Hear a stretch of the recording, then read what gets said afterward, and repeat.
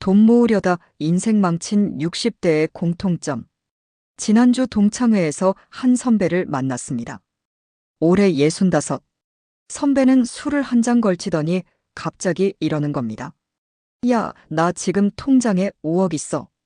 근데 말이야, 나 진짜 후회돼. 이 돈이 뭔 소용이냐고. 처음엔 자랑인 줄 알았습니다.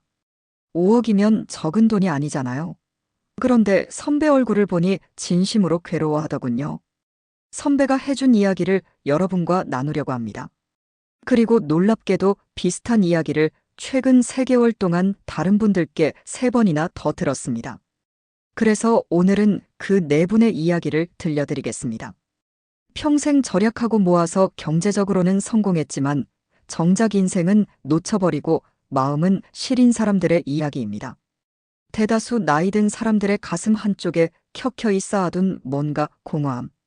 시작하기에 앞서 구독과 좋아요 꼭 부탁합니다. 첫 번째 이야기, 한 선배의 고백. 한 선배는 한 대기업에 30년 넘게 다녔습니다. 연봉도 매우 좋았습니다. 그런데 선배의 철학은 확고했습니다.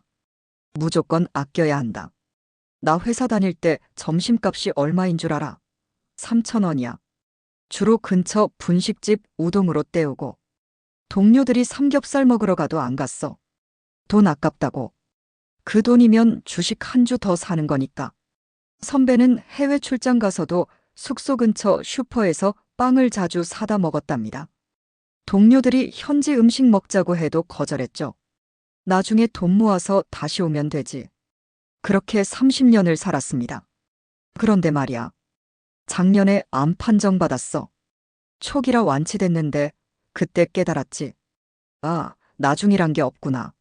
선배는 떨리는 목소리로 계속했습니다. 너 알아. 나 유럽 한 번도 안 가봤어. 아내가 신혼여행 때 가자고 했는데 돈 아깝다고 제주도 갔거든. 아내한테 나중에 돈 많이 벌면 유럽 갈게 했어. 근데 지금 아내는 무릎이 안 좋아서 장시간 비행기 못 타. 나도 체력이 예전 같지 않고. 그리고 가장 가슴 아픈 말을 했습니다. 회사 동료들이랑 추억이 하나도 없어. 회식도 항상 일찍 빠졌고, 워크숍도 돈 아깝다고 불참했고, 지금 연락하는 친구가 한 명도 없어. 다들 인연 끊긴 지 오래야. 통장에 5억 있는데. 나 외로워 죽겠어. 두 번째 이야기, 은행에서 만난 박 사장님. 몇 주 전 은행에서 업무를 보다가 옆자리 어르신과 이야기를 나눴습니다. 박 사장님, 68. 자영업을 하시며 정말 악착같이 돈을 모으신 분이었습니다. 젊었을 때 나는 기계였어요. 아침 5시에 일어나서 밤 12시에 잤죠. 일요일도 없었어요. 애들 운동회. 못 갔죠. 돈 벌어야 하니까. 애들 생일. 케이크 사주는 게 아깝더라고요. 그냥 미역국만 끓여줬어요. 그런데 박 사장님 표정이 어둡더군요. 요즘 큰아들이 연락을 안 받아요. 작년에 결혼했는데 저는 초대도 못 받았어요. 며느리 얼굴도 몰라요. 왜냐고 물었더니 이런 이야기를 하더군요. 아들이 중학교 때 축구를 정말 좋아했어요. 시합이 있었는데 한 번도 본 적이 없어요. 가게 닫으면 손해니까. 아들이 아빠 오늘만 와주면 안 돼? 하면 저는 항상 다음에라고 했죠. 근데 그 다음은 안 왔어요. 고등학교 때는 미대 가고 싶다고 했어요.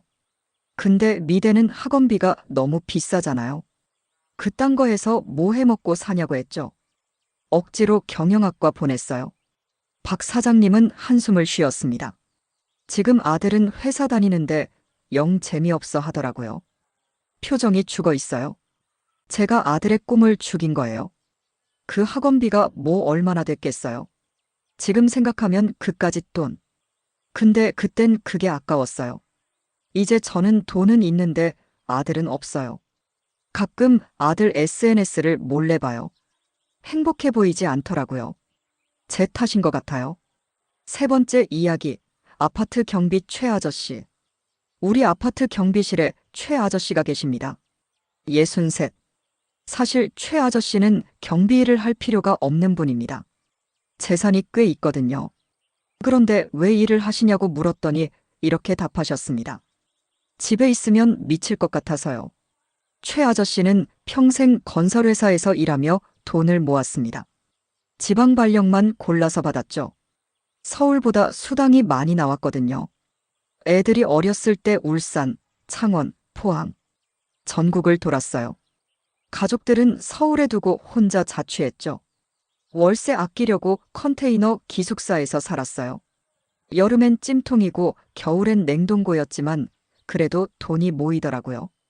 명절에도 집에 잘 안 갔어요. 특근 수당이 2배였거든요. 애들이 아빠 언제 와? 하면 조금만 참아 아빠가 돈 많이 벌어서 좋은 거 사줄게 했어요. 그렇게 20년을 보냈답니다. 정년 퇴직하고 집에 왔는데 애들이랑 무슨 얘기를 해야 할지 모르겠더라고요. 저는 애들이 뭘 좋아하는지, 무슨 음악 듣는지, 친구가 누군지 하나도 몰라요. 그냥 돈만 보내준 사람이에요.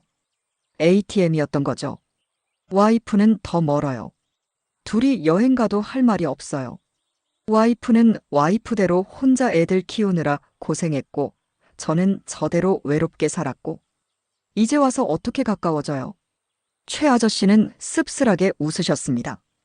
돈은 모았는데 추억이 하나도 없어요. 사진첩 보면 제가 없어요. 애들 어렸을 때 사진에 아빠가 없어요. 전부 엄마랑 애들만 있어요.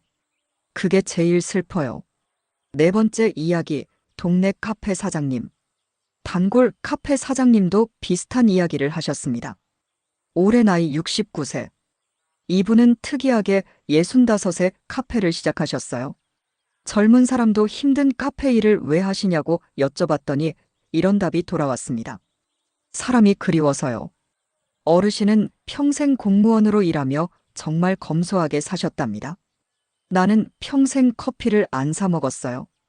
커피 한 잔이 3,000원이면 일주일이면 2만 원, 한 달이면 8만 원이잖아요. 그 돈이면 적금 하나 더 들 수 있죠. 친구들이 등산 가자, 여행 가자 해도 돈 든다고 안 갔어요. 골프. 그건 부자들이나 하는 거죠. 영화도 집에서 TV로 봤어요. 외식도 1년에 2~3번. 그렇게 모은 돈으로 지금 집도 있고 예금도 있답니다. 그런데요, 정년 퇴직하고 나니까 할 게 없더라고요. 친구들은 다 골프 치러 가는데 저는 골프를 못 쳐요. 배운 적이 없으니까. 친구들 모임에 가도 이야기가 안 통해요. 더 큰 문제는 취미가 없다는 거예요. 평생 일만 했고 쉴 때도 돈 아깝다고 아무것도 안 했으니까. 그림 그리기, 악기 연주, 사진 찍기. 이런 거 하나라도 했으면 좋았을 텐데. 어르신은 테이블을 닦으며 말씀하셨습니다. 그래서 카페를 시작했어요. 사람들 보고 싶어서요. 여기 오는 손님들이랑 얘기하는 게 제일 행복해요. 근데 생각해보면 참 아이러니하죠. 평생 커피값 아낀다고 커피숍 안 갔는데 이제 와서 커피숍 주인 노릇을 하고 있잖아요. 젊었을 때 친구들이랑 카페에서 수다 떨고 음악 들으러 다니고 영화 보고 그랬으면 지금 외롭지는 않았을 거예요. 돈은 남았는데 추억은 하나도 없어요. 클로징. 이 네 분의 공통점이 뭘까요? 모두 경제적으로는 성공하셨습니다. 수억 원의 재산 그리고 부동산. 숫자로는 성공한 인생이에요. 하지만 모두 같은 말씀을 하셨습니다. 그때 그 돈 썼으면 좋았을 텐데. 여행 한 번, 외식 한 번, 취미 하나, 아이와의 시간 한 번. 그게 지금 생각하면 몇십억보다 소중한 거였다고요. 한 선배는 이렇게 말했습니다. 야, 내가 30년 동안 점심값 절약해서 모은 돈이 얼마인 줄 알아? 한 2천만 원? 근데 그 시간에 동료들이랑 밥 먹으며 쌓은 우정은 돈으로 못 사. 지금 그 2천만 원 주고 그때로 돌아가고 싶어. 안 바꿔줘. 돈은 도구입니다. 행복을 만드는 도구죠. 그런데 우리는 종종 도구를 모으는데 집중하느라 정작 행복을 만드는 걸 잊어버립니다. 통장 잔고는 늘어나는데 추억은 줄어듭니다. 재산은 쌓이는데 관계는 무너집니다. 노후 자금은 준비되는데 노후를 함께할 사람은 없어집니다. 여러분, 지금 절약하고 계신 그 돈, 10년 후, 20년 후, 60대가 됐을 때, 그때 그거 했으면 좋았을 텐데 하고 후회할 일은 아닌지 한번 생각해 보세요. 돈은 다시 벌 수 있습니다. 하지만 시간은 돌아오지 않습니다. 당신의 30대, 40대, 50대, 60대는 다시 오지 않습니다. 공감되는 내용이라면 구독과 좋아요를 눌러주세요. 다음에 더 좋은 영상으로 뵙겠습니다. 감사합니다.